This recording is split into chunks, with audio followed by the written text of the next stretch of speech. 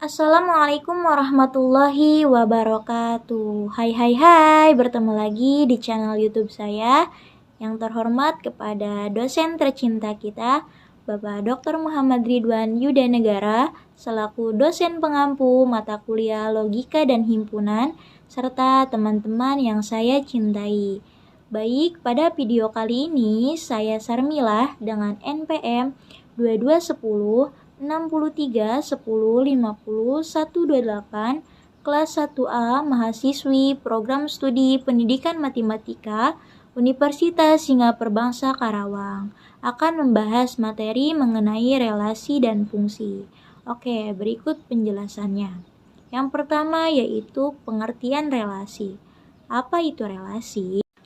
Relasi menurut bahasa berarti hubungan.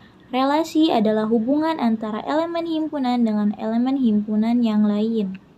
Relasi antara himpunan A ke B adalah suatu aturan yang memasangkan anggota-anggota himpunan A dengan anggota-anggota himpunan B. Hubungan antara elemen dua himpunan adalah dengan himpunan pasangan terurut. Himpunan pasangan terurut diperoleh dari perkalian Kartesian. Selanjutnya yaitu perkalian Kartesian atau Cartesian product. Dari himpunan A dan B adalah himpunan yang elemennya semua pasangan terurut atau order pair yang mungkin terbentuk dengan komponen pertama dari himpunan A dan komponen kedua dari himpunan B. Dan notasi relasinya, relasi biner R antara himpunan A dan B adalah himpunan bagian dari A kali B atau notasinya R subset atau merupakan himpunan bagian dari A kali B. A, R, B adalah notasi untuk A, B merupakan elemen dari R yang artinya A dihubungkan dengan B oleh R. A, R coret B adalah notasi untuk A, B bukan merupakan elemen dari R yang artinya A tidak dihubungkan oleh B oleh relasi R. Kemudian himpunan A disebut daerah asal atau domain dari R dan himpunan B disebut daerah hasil atau rank dari R. Hasil kali Kartesius dari dua himpunan A dan B adalah himpunan semua pasangan berurutan X dan Y, dengan X di mana X merupakan elemen dari A dan Y merupakan elemen dari B, dan dinyatakan dengan A kali B. Hasil kali Kartesius didefinisikan sebagai A kali B XY di mana X merupakan elemen dari A dan Y merupakan elemen dari B. Contoh 1, misalnya himpunan A dengan anggota AB dan B dengan anggota CD, maka ditanyakan A kali B. Himpunan A dengan anggota AB dikalikan dengan himpunan B dengan anggota CD, maka hasilnya A kali C hasilnya AC, A kali D hasilnya AD, B kali C hasilnya BC, dan B kali D hasilnya BD. Dan diagram panahnya bisa teman-teman lihat di layar. Kemudian ditanyakan B kali A, maka himpunan B dengan anggota CD dikali himpunan A dengan anggota AB, maka hasilnya C kali A hasilnya CA, C kali B hasilnya CB, dan D kali A hasilnya DA, terakhir D kali B maka hasilnya DB. Kebalikannya ya berarti ya. Next yaitu contoh 2, misalkan himpunan A dengan anggota Amir Budi Cecep dan himpunan B dengan anggota IF 221, IF 251, IF 342, dan IF 323, maka ditanyakan A kali B. Maka hasilnya Amir IF 221, Amir IF 251, Amir IF 342, dan Amir IF 323. Kemudian Budi IF 221, Budi IF 251, Budi IF 342, Budi IF 323, lalu Cecep IF 221, Cecep IF 251, Cecep IF 342, dan Cecep IF 323. Misalkan R adalah relasi yang menyatakan mata kuliah yang diambil oleh mahasiswa pada semester ganjil, yaitu maka relasinya atau R adalah Amir IF251, Amir IF323, Budi IF221, Budi IF251, dan Cecep IF323.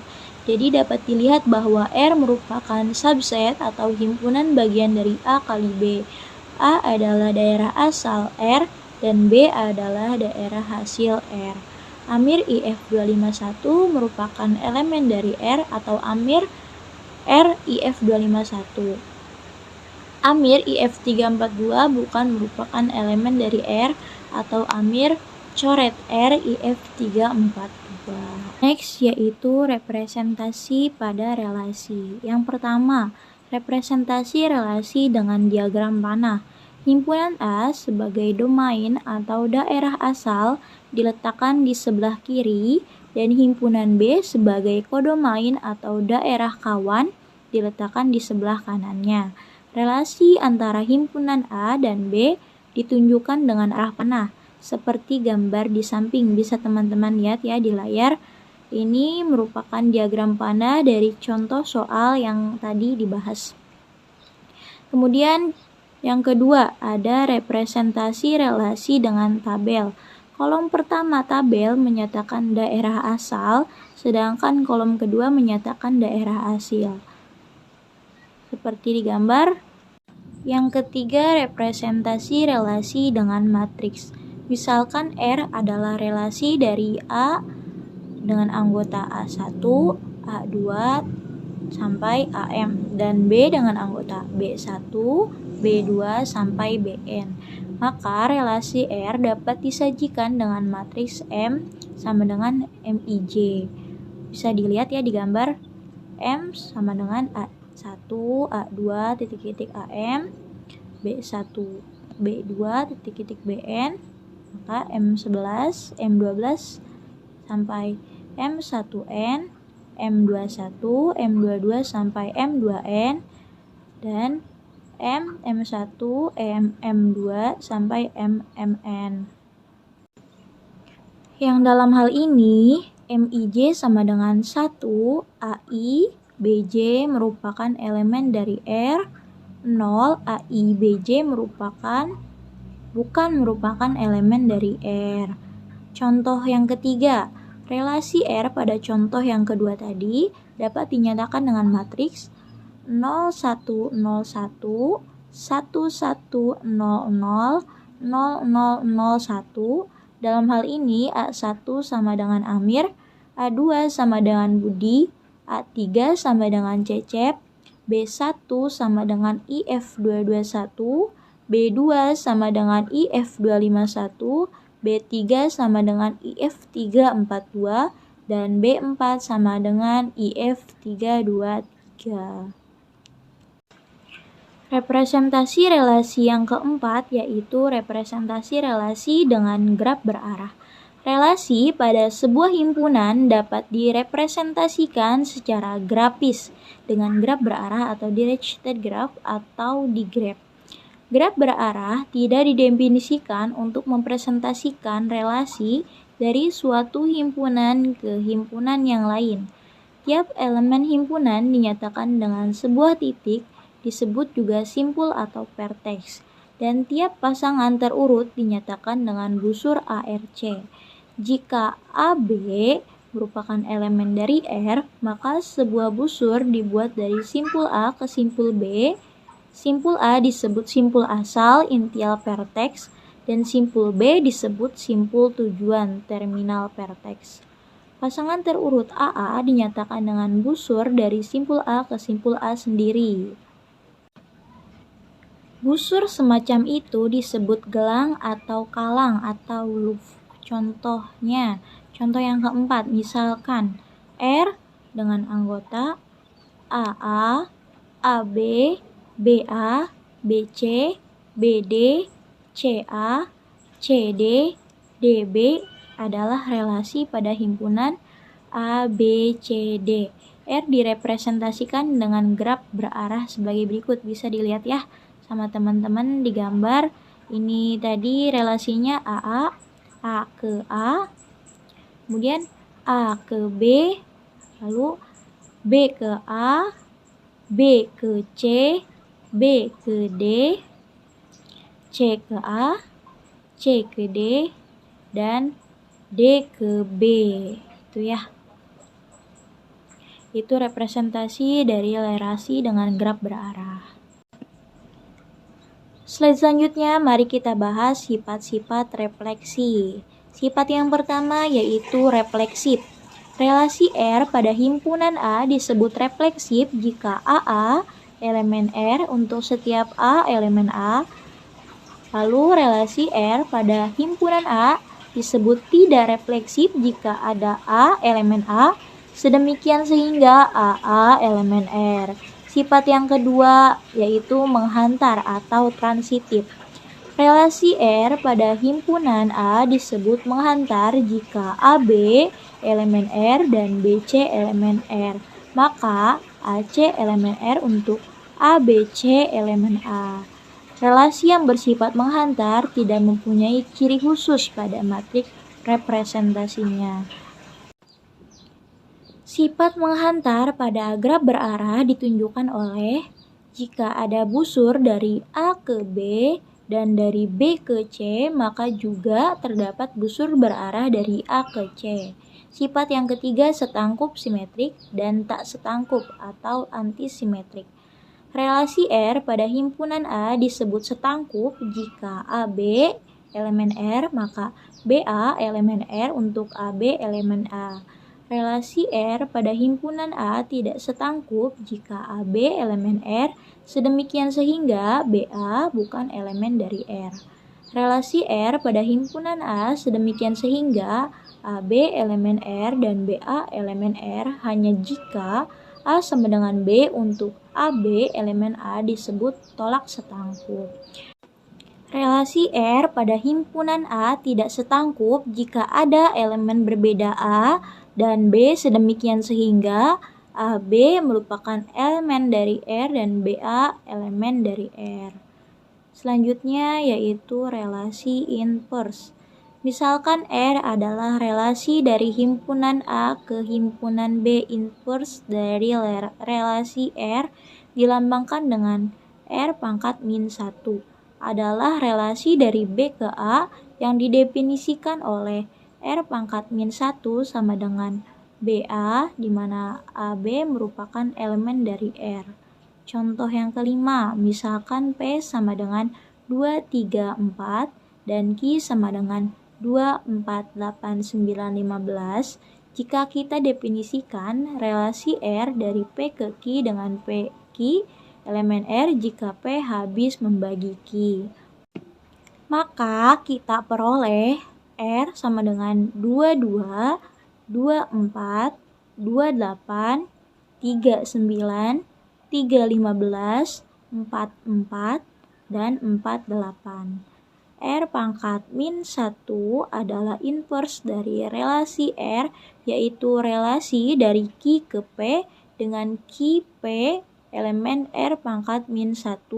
Jika Q adalah kelipatan dari P, maka kita peroleh matriksnya.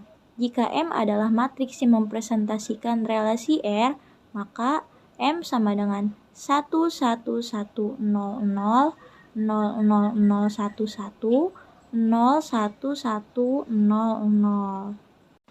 Maka matriks yang mempresentasikan relasi R pangkat min 1, misalkan N, diperoleh dengan melakukan transpos terhadap matriks M. Ini dibalik, kolom jadi baris, baris jadi kolom. Rumusnya N sama dengan M pangkat T sama dengan 1, 1, 1, 0, 0, 0, 0, 0, 1, 1, 0, 1, 1, 0, 0. Selanjutnya ada mengkombinasikan relasi. Karena relasi biner merupakan himpunan pasangan terurut, maka operasi himpunan seperti irisan, gabungan, selisih, dan beda setangkup antara dua relasi atau lebih juga berlaku. Jika R1 dan R2 masing-masing adalah relasi dari himpunan A ke himpunan B, maka R1 iris R2, R1 gabung R2, R1 kurang R2, dan R1 beda setangkup R2 juga adalah relasi dari A ke B.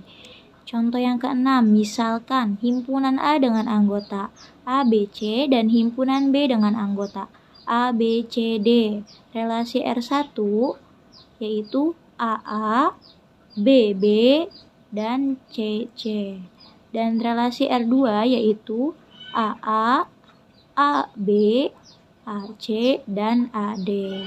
R1 iris R2 maka anggotanya AA, R1 gabung R2 anggotanya AA, BB, CC, AB, AC, dan AD. R1 kurang R2 anggotanya BB dan CC, R2 dikurangi R1 anggotanya AB, AC, dan AD. R1 beda setangkup R2 anggotanya BB, CC, AB, AC, dan AD. Jika relasi R1 dan R2 masing-masing dinyatakan dengan matriks MR1 dan MR2, maka matriks yang menyatakan gabungan dan irisan dari kedua relasi tersebut adalah MR1 gabung R2 sama dengan MR1 tambah MR2 dan MR1 iris R2 sama dengan MR1 dikali MR2. Selanjutnya, komposisi relasi. Misalkan R adalah relasi dari himpunan A ke himpunan B, dan S adalah relasi dari himpunan B ke himpunan C.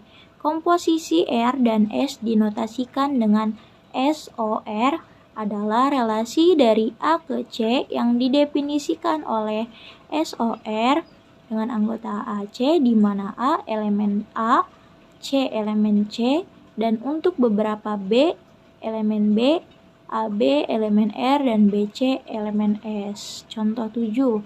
Misalkan relasi dengan anggota 1, 2, 1, 6, 2, 4, 3, 4, 3, 6, 3, 8 adalah relasi dari himpunan 1, 2, 3 ke himpunan 2, 4, 6, 8 dan S sama dengan 2U, 4S, 4T, 6T, dan 8U adalah relasi dari himpunan 2, 4, 6, 8 ke himpunan STU. Maka komposisi relasi R dan S adalah SOR dengan anggota 1U, 1T, 2S, 2T, 3S, 3T, dan 3U. Komposisi relasi R dan S lebih jelas jika diperagakan dengan diagram panah. Bisa teman-teman lihat ya di layar. Ini diagram panah komposisi relasi. Dengan anggota tadi 1, 2, 1, 6, 2, 4, 3, 4, 3, 6, dan 3, 8. Lalu yang S-nya 2U, 4S, 4T, 6T, dan 8U. Gitu. Jika relasi R1 dan R2 masing-masing dinyatakan dengan matriks MR1 dan MR2, maka matriks yang menyatakan komposisi dari kedua relasi tersebut adalah MR2OR1 sama dengan MR1 dikali MR2. Yang dalam hal ini operator tanda petik 2 sama seperti pada perkalian matriks biasa, tetapi dengan mengganti tanda kali dengan huruf pi terbalik dan tanda tambah dengan huruf seperti pi. Selanjutnya yaitu fungsi. Yang pertama, pengertian fungsi. Apa itu fungsi? Fungsi atau pemetaan merupakan relasi dari himpunan A ke himpunan B jika setiap anggota himpunan A berpasangan tepat satu dengan anggota himpunan B. Semua anggota himpunan A atau daerah asal disebut domain, sedangkan semua anggota himpunan B atau daerah kawan disebut kodomain. Ini sama kayak relasi ya. Hasil dari pemetaan antara Domain dan kodomain disebut range fungsi atau daerah hasil. Selanjutnya, cara menyatakan fungsi. Sama halnya dengan relasi, fungsi juga dapat dinyatakan dalam bentuk diagram panah, himpunan pasangan berurutan, dan dengan diagram Kartesius. Contohnya, jadi dari diagram panah di bawah dapat disimpulkan, ini ya bisa teman-teman lihat diagram panahnya, domainnya A yaitu anggotanya 1, 2, 3, kodomainnya adalah B yaitu 1, 2, 3, 4, dan range fungsinya yaitu 2, 3, 4. Next, ada notasi fungsi. Sebuah fungsi dapat dinotasikan dengan huruf kecil seperti F, G, H. Misal, fungsi F memetakan himpunan A ke himpunan B dinotasikan fx dengan aturan fungsi F memetakan x ke 3x tambah 3, artinya fungsi F memetakan x ke 3x tambah 3. Jadi, daerah bayangan x oleh fungsi F adalah 3x tambah 3, sehingga dapat dinotasikan dengan fx sama dengan 3x tambah 3. Dari uraian ini dapat dirumuskan jika fungsi F memetakan x ke ax tambah b dengan x anggota domain F, maka rumus fungsi F adalah fx sama dengan ax tambah b. Dengan menghitung nilai fungsi, kita dapat mengetahui nilai fungsi yang dapat menghasilkan himpunan kawan atau kodomain dari himpunan asal atau domain. Contoh soal, diketahui fungsi F memetakan x ke 3x tambah 3 pada himpunan bilangan bulat, maka tentukan yang pertama, menentukan F3.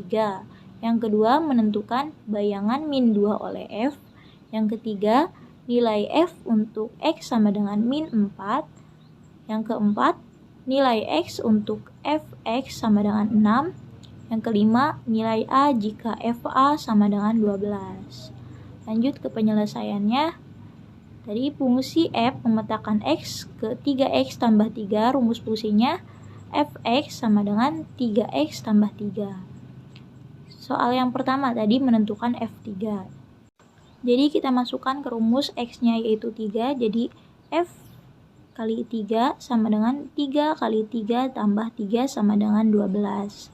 Yang kedua, bayangan min 2 oleh f sama dengan f min 2. Jadi f min 2 sama dengan 3 min 2 ditambah 3 sama dengan min 3. Yang ketiga, nilai f untuk x sama dengan min 4 adalah f min 4 sama dengan 3 min 4 ditambah 3 sama dengan min 9. Yang keempat, nilai x untuk fx sama dengan 6 adalah 3x ditambah 3 sama dengan 6. 3x sama dengan 6. 3-nya dipindah ruaskan jadi min 3. 3x sama dengan 6 dikurangi 3 yaitu 3x sama dengan 1. Yang kelima, nilai A jika FA sama dengan 12. Karena yang dicari A, jadi kita masukkan ke persamaan 3x tambah 3. Kita ganti x-nya jadi A. 3A ditambah 3 sama dengan 12. 3A sama dengan 12, 3-nya dipindah ruaskan ke kanan, jadi min 3, 3A sama dengan 12 dikurangi 3 sama dengan 9, maka A sama dengan 9 dibagi 3 yaitu 3. Selanjutnya ada penulisan fungsi. Apabila himpunan pasangan terurut, misalkan fungsi kuadrat pada himpunan 1, 2, 3, 4, 5, 6, 7, 8, 9, 10, maka fungsi itu dapat dituliskan dalam bentuk f sama dengan 2, 4, dan 3, 9. Dan selanjutnya formula pengisian nilai assignment. Bisa dituliskan fx sama dengan x2 tambah 10 dan fx sama dengan 5. Selanjutnya ada jenis-jenis fungsi. Jenis fungsi yang pertama yaitu fungsi injektif atau fungsi satu-satu. Fungsi f memetakan A ke B disebut fungsi satu-satu jika dan hanya jika untuk sembarang A1 dan A2 dengan A1 tidak sama dengan A2 berlaku FA1 tidak sama dengan FA2 Dengan kata lain, bila A1 sama dengan A2, maka FA1 sama dengan FA2. Bisa teman-teman lihat diagram panahnya. Selanjutnya ada fungsi surjektif atau fungsi kepada.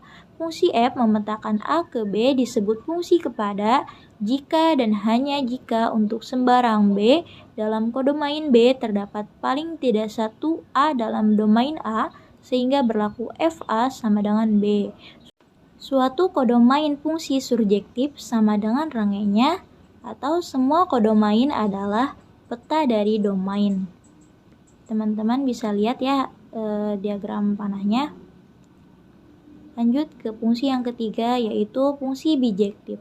Fungsi F memetakan A ke B disebut fungsi bijektif jika dan hanya jika untuk sembarang B dalam kodomain B terdapat tepat satu A dalam domain A sehingga FA sama dengan B dan tidak ada anggota A yang tidak terpetakan dalam B.